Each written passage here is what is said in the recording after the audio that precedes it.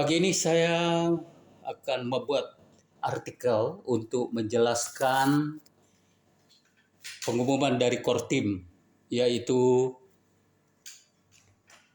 Node 0.6.2 rilis yang baru-baru ini diumumkan di beranda aplikasi Pi.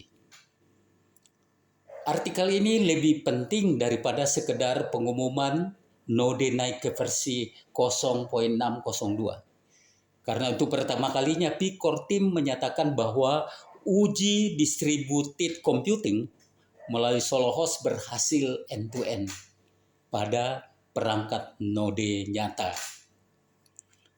Saya pisahkan antara apa yang benar-benar sudah terjadi, arti teknisnya, dan apa yang belum boleh disimpulkan. Yang pertama, apa yang sebenarnya baru. Ada dua berita utama. Di Node 0.602 rilis.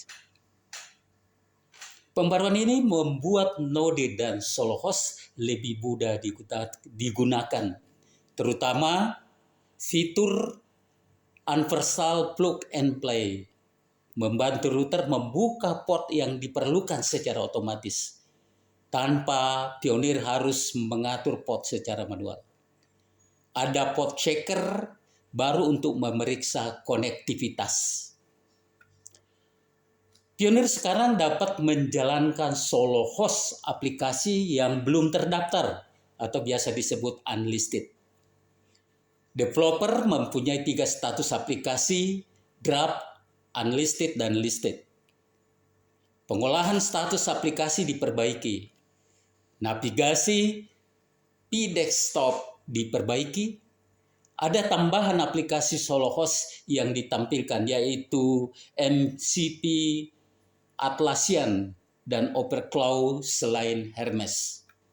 Jadi poin 0.6.2 bukan sekedar perubahan kosmetik.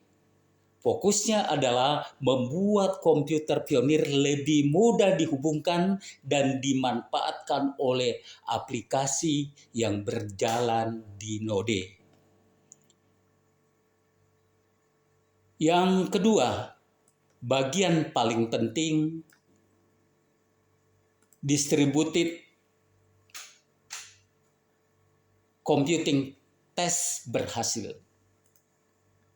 Ini menurut saya adalah inti pengumumannya. Pi Kortim mengatakan mereka telah menyelesaikan uji distributed computing melalui Solohost dengan 5 volunteer Node runner. Alurnya kira-kira seperti ini.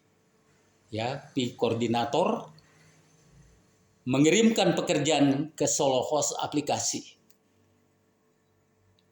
Ada 5 komputer Node yang melaksanakan pekerjaan atau tugas komputasi dan hasilnya dikirim kembali kepada koordinator sebagai penerima hasil pekerjaan tersebut. Jadi bukan sekedar kami sedang membuat sistem distributed computing, tetapi sudah diuji. Ya, koordinator mengirim ke Node pekerjaan, pemrosesan, dan hasil dikembalikan. Dan kelima, perangkat peserta berhasil menyelesaikan tugas yang diberikan secara otomatis. Itulah yang dimaksud Pi dengan end-to-end flow berhasil divalidasi. Yang ketiga, apa itu distributed computing? Ini sangat penting. Sederhananya, komputer tidak harus bekerja sendirian. Misalnya ada pekerjaan AI, Artificial Intelligence, yang membutuhkan 100 unit komputasi. Dari satu komputer mengerjakan semuanya. Komputer A 100 unit. Tetapi Pi dapat membagi 5 node. Node pertama 20. Node kedua 20. Node ketiga 20. Node keempat 20. Dan node kelima 20. Kemudian hasilnya dikumpulkan. Kalau jaringan node Pi memiliki jumlah komputer yang sangat besar, maka secara teori jaringan tersebut dapat menjadi kolom sumber daya komputasi terdistribusi. Pi menghubungkan konsep ini dengan jaringan yang sebelumnya telah mereka sebut memiliki lebih dari 420.000 node dalam Proof of Concept Open Mind. Namun perlu dibedakan, 420.000 bukan berarti seluruhnya sudah digunakan untuk distributed computing komersial. Itu adalah potensi jaringan yang sedang dikembangkan dan diuji oleh core team. Yang keempat, disinilah solo host menjadi sangat penting. Sebelumnya kita bisa melihat Pi node, terutama sebagai komputer yang membantu blockchain Pi memvalidasi data. Sekarang arahnya berkembang. Komputer, Pi node, solo host, aplikasi, dan computing. Solo host menjadi semacam jembatan antara aplikasi dengan sumber daya komputer pionir atau pelopor. Misalnya suatu hari ada perusahaan yang membutuhkan komputasi AI. Perusahaan berkata, saya mempunyai pekerjaan AI yang membutuhkan 10.000 unit komputasi. Sistem dapat membagi pekerjaan tersebut ke node yang tersedia. Bayangkan kalau 420.000 node semua tersedia. Node pionir berkata, saya mempunyai CPU, storage network yang sedang tersedia. Node mengerjakan sebagian pekerjaan, kemudian hasilnya dikirim kembali, dan artikel Pi menyebut sesuatu yang sangat menarik. Node yang berpartisipasi dapat dikompensasi oleh triparty client dalam Pi. Ini sudah dinyatakan dalam artikel core team yang resmi. Tetapi hati-hati, itu belum berarti sekarang setiap node otomatis mendapatkan Pi. Yang diuji adalah teknologinya dan model penggunaan tersebut, besarnya insentif, mekanisme pembayaran, persyaratan node, dan skala produksi masih merupakan bagian yang harus berkembang. Kelima, hubungannya dengan protokol V26 yang juga sudah ada di mainnet. Ya, teman-teman dapat membuka blockchain, pilih mainnet, dan cari database, dan di situ kita sudah melihat protokol V26. Harapan kita V27 segera akan di-upgrade sebagai protokol yang terakhir. Ini perlu diluruskan. Node 0.602 tidak sama dengan protokol V26 atau V27. Keduanya berbeda. Bayangkan sebuah mobil, protokol V26 sama dengan aturan dan sistem mesin yang digunakan oleh jaringan blockchain. Sementara Pi node yang saat ini berlaku versi 0.6 dan 2 sama dengan software yang dijalankan komputer pionir untuk berinteraksi dengan infrastruktur Pi. Sementara solo host sama dengan lingkungan atau platform yang didesain sedemikian rupa yang memungkinkan aplikasi berjalan pada komputer tersebut. Jadi kira-kira seperti ini. Protokol adalah fondasi blockchain.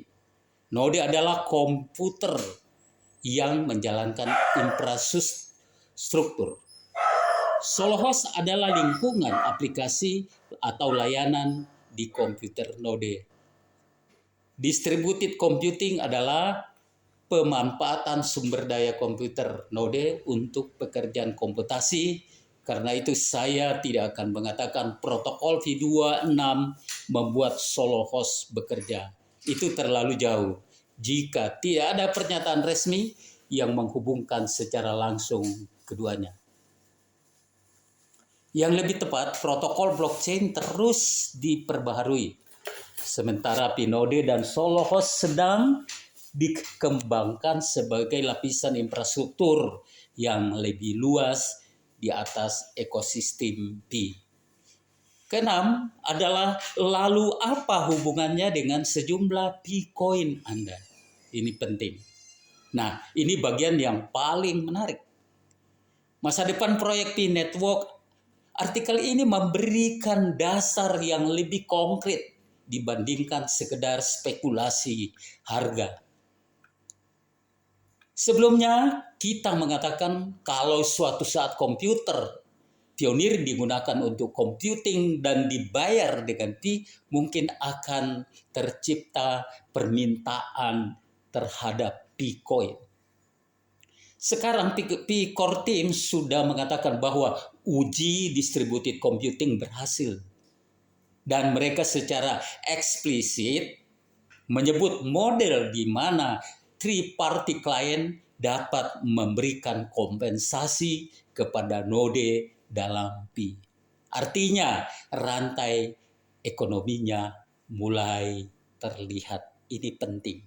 Ya, sekali lagi artinya rantai ekonominya mulai terlihat ketika three-party client dapat memberikan kompensasi kepada node dalam Pi. Klien membutuhkan computing, ya. Klien itu bisa perusahaan, jasa, dan sebagainya, bahkan bisa pemerintah. Pi Network menyediakan akses ke node. Node menyediakan kapasitas komputer. Kemudian pekerjaan diproses dan hasil dikirim kembali ke klien, ya, yang memesan. Klien membayar kompensasi dalam Pi. Ini jauh lebih menarik daripada sekedar Pi mempunyai banyak aplikasi. Ya. Jadi jangan masalahkan bahwa aplikasi di ekosistem masih sangat kurang. Karena di sini mulai terbentuk kemungkinan permintaan Pi yang berasal dari aktivitas ekonomi nyata. Kemudian yang ketujuh, tetapi jangan langsung menghitung jumlah Pi coin menjadi sekian rupiah. Ini bagian penting supaya kita tidak terjebak. Faktanya, Pi telah merilis node 0.6.2, meningkatkan konektivitas node, mengembangkan solo host, dan berhasil melakukan uji distributed computing, menguji alur pekerjaan dari koordinator ke node dan hasil, menyebut kemungkinan kompensasi node dalam Pi oleh pihak ketiga dalam bentuk tripartit. Kemungkinan realistis jika sistem tersebut berkembang dari 5 node atau ratusan atau ribuan atau puluhan juta node dan benar-benar ada perusahaan atau pihak ketiga yang membayar computing menggunakan Pi, maka utility Pi sangat meningkat. Dan semakin banyak aktivitas ekonomi yang menggunakan Pi, semakin masuk akal untuk melihat adanya permintaan ekonomi terhadap Pi. Tetapi yang belum terbukti, belum bisa dikatakan setiap node akan mendapatkan reward besar. Seluruh 420.000 node akan langsung digunakan. Perusahaan besar pasti akan menggunakan jaringan Pi. Harga Pi pasti naik ke angka tertentu. Jumlah Pi coin pasti bernilai $100, $1 juta, nilai GJP dan sebagainya. Itu sebuah masih spekulasi. Sekali lagi, itu sebuah masih spekulasi. Menurut saya, paling penting dari artikel ini, kalau kita melihat perkembangan Pi, beberapa waktu terakhir sebagai satu rangkaian Pinode, infrastruktur komputer pionir Solohost. Aplikasi dapat berjalan di komputer pionir AI Agent. Penggunaan lokal distributed computing. Komputer pionir dapat bekerja secara kolektif triparty client. Pihak luar dapat memberikan pekerjaan decompensation atau kemungkinan pembayaran kepada penyedia resource dalam Pi, maka mulai terlihat sebuah konsep. Pi bukan hanya ingin membuat cryptocurrency yang digunakan manusia, tetapi juga membangun jaringan ekonomi digital yang menggunakan komputer pionir sebagai infrastrukturnya. Dan kalau konsep ini benar-benar berhasil masuk production skala, bukan hanya tes 5 node, maka kasus penggunaan Pi menjadi jauh lebih kuat.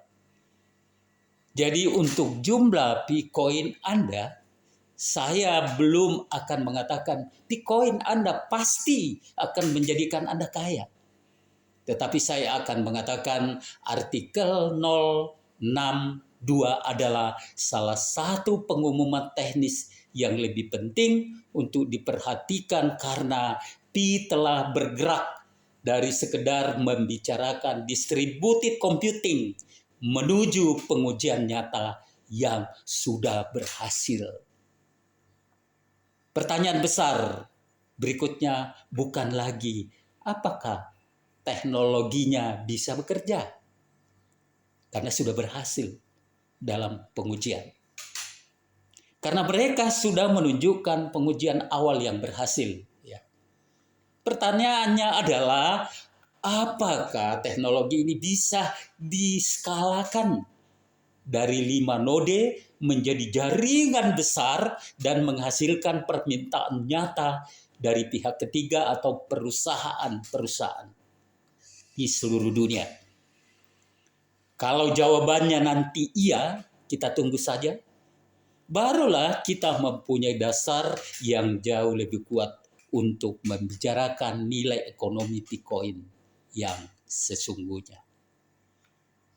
Semoga artikel ini bermanfaat bagi seluruh pelopor, rekan-rekan pelopor di mana saja berada. Dan tetap semangat untuk terus berpartisipasi dalam pengembangan proyek Pi Network. Saya sekali lagi katakan, kita saat ini berada di jalan yang benar untuk menuju teknologi modern. Salam petir.